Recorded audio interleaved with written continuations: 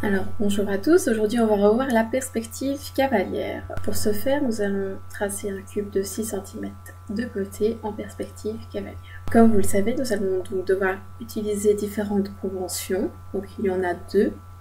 La première étant le coefficient de fuite de 1,5, donc autrement dit, nous devons diviser par 2 la mesure des longueurs des arêtes qui seront dessinées fouillantes sur notre dessin.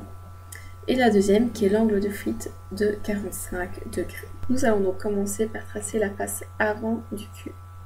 Donc, pour cela, nous allons tracer un côté du carré donc de 6 cm de côté.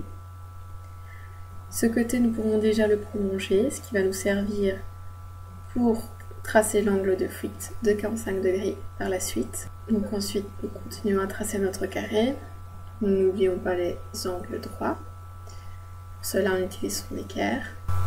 Pour rappel, la face que nous sommes en train de tracer, donc ici un carré, donc chacun de ces côtés aura pour mesure 6 cm.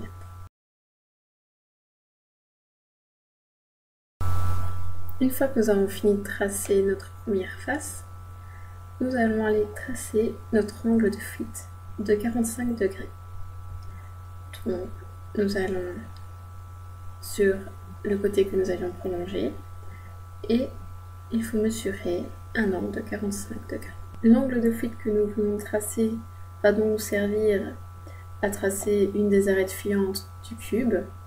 Donc autrement dit, nous devons utiliser le coefficient de fuite qui est de 1,5 pour savoir la mesure de cette arête. Donc nous allons prendre la mesure réelle, donc 6 cm divisé par 2, ce qui va nous donner 3 cm, une arête de 3 cm.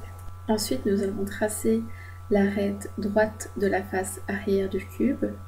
Donc pour ce faire, nous allons devoir utiliser les arêtes qui sont parallèles.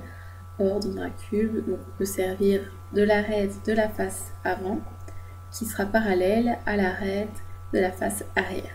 Pour tracer l'arête supérieure droite du cube, il suffit de relier le sommet supérieur droit de la face avant à celui de la face arrière. Pour tracer l'arête supérieure de la face arrière du cube, on va utiliser les perpendiculaires.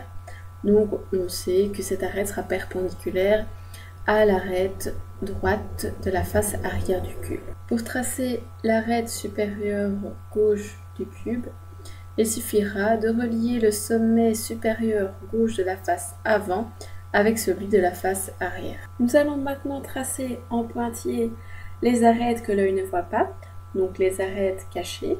Nous allons commencer par l'arête inférieure de la face arrière du cube. Nous allons nous servir des parallèles, donc nous savons que cette arête sera parallèle à l'arête inférieure de la face avant du cube.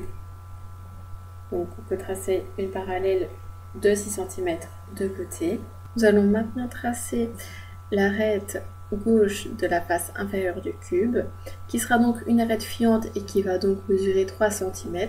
Mais nous aurons seulement besoin de relier le sommet inférieur gauche de la face avant avec celui de la face arrière. Finalement, nous allons pouvoir tracer l'arête gauche de la face arrière du cube.